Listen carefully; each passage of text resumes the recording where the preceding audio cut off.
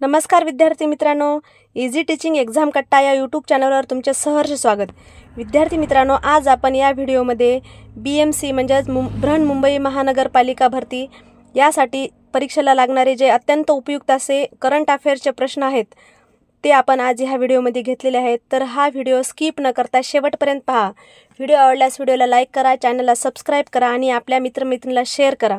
चला तर मग पाहूयात यावरील अतिशय महत्त्वाचे असे करंट अफेअर्सचे प्रश्न। प्रश्न पहिला,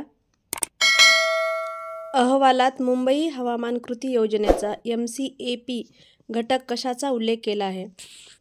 तर मुंबई हवामान कृती योजनेचा MCAP या अहवालात कशाचा उल्लेख केलेला आहे असा प्रश्न आहे।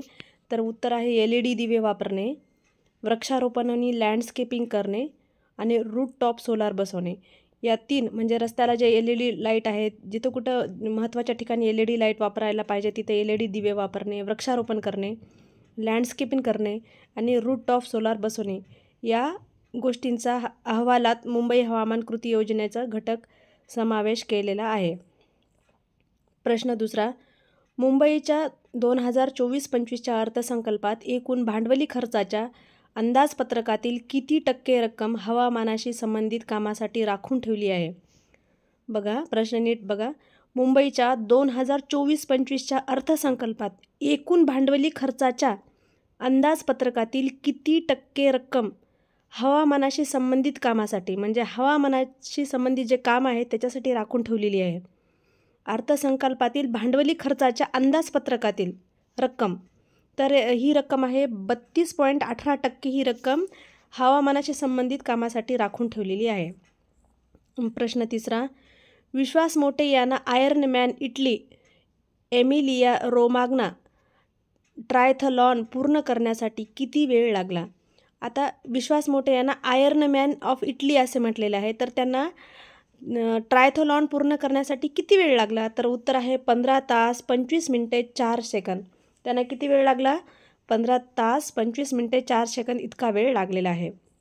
प्रश्न चौथा, कोणते ॲप विशेषतः मुंबईकरांसाठी रेल्वे प्रवेशाचे नियोजन किंवा बुकिंग करण्यासाठी डिझाईन केले आहे? आता कोणते ॲप आहे असे की मुंबईकरांसाठी रेल्वे आणि प्रवासाचे नियोजन करण्यासाठी बुकिंग करण्यासाठी वापरलेले? आता त्यांनी काय केलेलं आहे, मुंबईमध्ये खूप वाहतूक असते, म्हणजे वाहतुकीचं नियोजन लागत नाही, टायमिंग माहीत होण्यासाठी त्यांनी एक ॲप तयार केलेला आहे। तर ते कोणतं ॲप आहे सांगितलं आहे? M इंडिकेटर आणि UTS हे खास रेल्वेसाठी आहे आणि M इंडिकेटर हे बसेससाठी किंवा इतर सुविधासाठी M इंडिकेटर आहे आणि UTS हे रेल्वेसाठी ॲप डिझाईन केलेले आहे। प्रश्न पाचवा, मंत्रिमंडळाने मंजूर केलेल्या नवीन 309 किमी लांबीच्या रेल्वे लाईन प्रकल्पाचा प्राथमिक उद्देश काय आहे? आता मंत्रिमंडळाने रेल्वे मंजूर केलेली आहे, जी रेल्वे लाईन मंजूर केलेली आहे प्रकल्पाचा प्राथमिक उद्देश किती आहे? किती आहे, किती किलोमीटरची लांबी आहे ही? 309 किमी लांबीचा रेल्वे लाईन आहे प्रकल्प। त्याचा प्राथमिक उद्देश काय आहे? तर त्याचं उत्तर आहे मुंबई आणि इंदूर दरम्यान सर्वात कमी रेल्वे कनेक्टिव्हिटी प्रदान करणे, लकेर लावणे हे करणे लेकर लावले असतील। मुंबई आणि इंदूर दरम्यान केलेलं आहे हे सर्वात कमी कनेक्टिव्हिटी प्रदान करणे। प्रश्न सहावा, नवीन रेल्वे लाईन प्रकल्प एकूण किती जिल्ह्यातून जाईल? तर नवीन रेल्वे लाईन प्रकल्प आहे ते एकूण किती जिल्ह्यातून जाईल असे म्हटलेलं आहे, म्हणजे हे वरचाच प्रश्न आहे तेच किती जिल्ह्यातून जाईल? तर उत्तर आहे 6 जिल्हे, म्हणजे मध्य प्रदेशामधले 4 जिल्हे आणि महाराष्ट्रामधले 2 जिल्हे असे एकूण 6 जिल्हे आहेत। आता कोणते जिल्हे आहेत त्याच्या अजून अधिकृत माहिती कळालेली नाही आहे।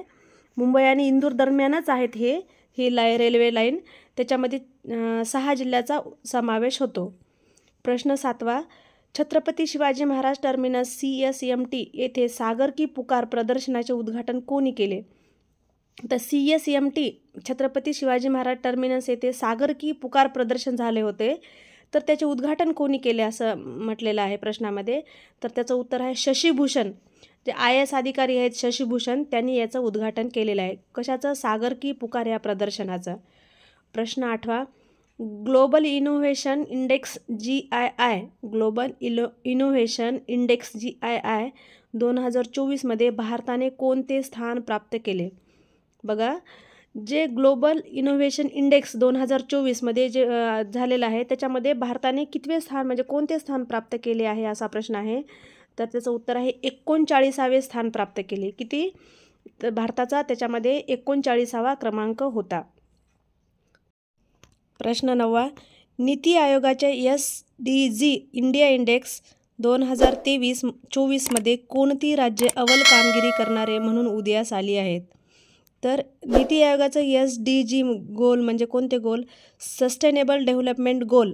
याच्यामध्ये इंडिया इंडेक्स, आपल्या इंडियाचं इंडेक्स 2023-24मध्ये कोणती राज्ये अव्वल कामगिरी करणारे म्हणून उदयास आली आहेत असा प्रश्न आहे. तर उत्तर आहे उत्तराखंड आणि केरळ ही 2 राज्ये अव्वल कामगिरी करणारे राज्य म्हणून उदयास आली आहेत.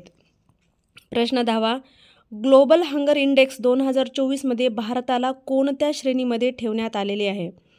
आता ग्लोबल हंगर इंडेक्स असते त्या म्हणजे म्हणजे जगाचा जो ग्लोबल हंगर इंडेक्स असते त्याच्यामध्ये भारताला कोणत्या श्रेणीमध्ये ठेवण्यात आलेले आहे असा प्रश्न आहे. तर त्याचं इंडेक्समध्ये भारताला चिंताजनक श्रेणीमध्ये आहे.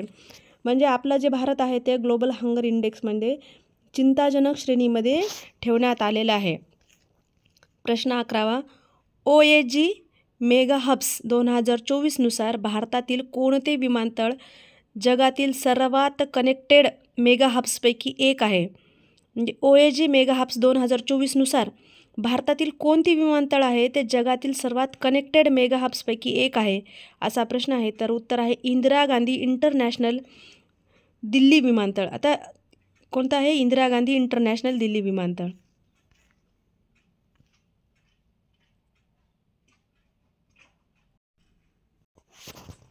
प्रश्न 12. प्रवास आणि पर्यटन विकास निर्देशांक TTDI अहवालात भारताचा क्रमांक होय. म्हणजे प्रवास आणि पर्यटन विकास निर्देशांकमध्ये त्याच्या अहवालामध्ये भारताचा क्रमांक कितवा आहे? तरी उत्तर आहे 39वा क्रमांक आहे. प्रश्न 13. रिलायन्स इंडस्ट्रीजने 2022च्या रँकच्या तुलनेत 2023 फॉर्च्यून ग्लोबल 500च्या यादीत किती स्थानावर झेप घेतली आहे? तर रिलायन्स इंडस्ट्री आहे त्यांनी 2000च्या रँकच्या तुलनेत म्हणजे 2023च्या तुलनेत 2022च्या तुलनेत 2023च्या फॉर्च्यून ग्लोबल यादीमध्ये जे 500ची यादी असते 500 जणांची त्याच्यामध्ये कितव्या स्थानावर झेप घेतलेली आहे असा प्रश्न आहे. तर 16व्या स्थानावर झेप घेतलेली आहे. आता बघा 2022ला तो 104 नंबरवर होता आणि 2023ला तो 88व्या नंबर आलेला आहे. म्हणजे 16 स्थानावर त्यांनी वरील 16 स्थानावर झेप घेतलेली आहे असा प्रश्न आहे. प्रश्न 14. वर्ल्ड युनिव्हर्सिटी रँकिंग 2025मध्ये कोणते भारतीय विद्यापीठ आघाडीवर आहे? तर याचं उत्तर आहे IIT बॉम्बे. IIT बॉम्बे हे वर्ल्ड युनिव्हर्सिटी रँकिंग 2025मध्ये सर्वात आघाडीवर आहे. प्रश्न 15. कोणते भारतीय शहर prime global city index top 10मध्ये आहे? तर याचं उत्तर आहे नवी दिल्ली, मुंबई आणि बेंगळुरू. तर भारतीय शहर प्राईम ग्लोबल सिटीमध्ये टॉप 10 असलेले हे 3 शहर आहेत. कोणते कोणते? नवी दिल्ली, मुंबई आणि बेंगळुरू. प्रश्न 16. जागतिक वायू गुणवत्ता अहवाल 2023नुसार जानेवारी 2022च्या तुलनेत जानेवारी 2023मध्ये मुंबईच्या PM 2.5 पातळीत किती टक्के वाढ झाली?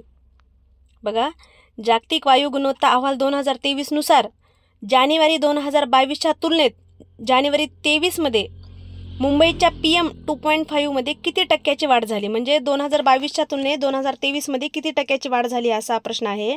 तर उत्तर आहे 23% म्हणजे 23%. प्रश्न 17. जागतिक वायू गुणवत्ता अहवाल 2023नुसार कोणता देश जगातील 3रा सर्वाधिक प्रदूषित आहे?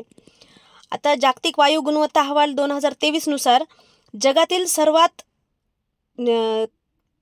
प्रदूषित 3रा देश कोणता? तर उत्तर आहे भारत. भारत हा जगातील 3रा देश आहे प्रदूषणमध्ये. प्रश्न 18. बृहन्मुंबई महानगरपालिकेने मुंबईतील वायू प्रदूषणाचा सामना करण्यासाठी कोणता उपग्रह सुरू केला? बघा, बृहन्मुंबई महानगरपालिकेने मुंबईतील वायू प्रदूषणाचा सामना म्हणजे मुंबईमध्ये जे वायू प्रदूषण खूप प्रमाणामध्ये होते त्याचा सामना करण्यासाठी कोणता उपक्रम सुरू केला? तर कोणता उपक्रम सुरू केला? तर मुंबई स्वच्छ हवा नावाचा उपक्रम सुरू केला. प्रश्न 19वा, BMCने 2023-24 या वर्षासाठी सादर केलेला एकूण अर्थसंकल्प किती आहे?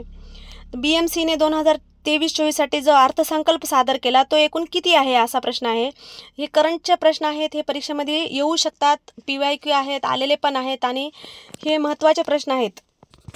52,619.07 कोटी रुपये. किती? 52,619.07 कोटी रुपयेचा अर्थसंकल्प सादर केला. प्रश्न 20वा, क्लीन एअर मुंबई उपक्रमांतर्गत मुंबईतील सर्वाधिक गर्दीच्या किती ठिकाणी एअर प्युरिफायर बसवण्याची योजना BMCने आखली आहे? आता क्लीन एअर मुंबई हे उपक्रम आहे मुंबईचा, तर सर्वाधिक गर्दीच्या ठिकाणी एअर प्युरिफायर बसवण्याची योजना BMCने आखली आहे.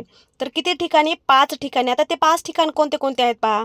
दहिसर टोल नाका, मुलुंड चेक नाका, मानखुर्द, कलानगर जंक्शन आणि हाजी अली जंक्शन या 5 ठिकाणी क्लीन एअर मुंबई या उपक्रमांतर्गत एअर प्युरिफायर बसवण्याची योजना BMCने आखली आहे. तर विद्यार्थी मित्रांनो, तुम्हाला व्हिडिओ कसा वाटला? व्हिडिओ आवडल्यास व्हिडिओला नक्की लाईक करा, कारण तुम्ही लाईक केलं तरच हा व्हिडिओ इतरांपर्यंत पोहोचेल आणि इतरांना पण याचा लाभ होईल. चॅनलला सबस्क्राईब करा आणि हा व्हिडिओ आपल्या मित्रमैत्रिणीला शेअर करा. धन्यवाद.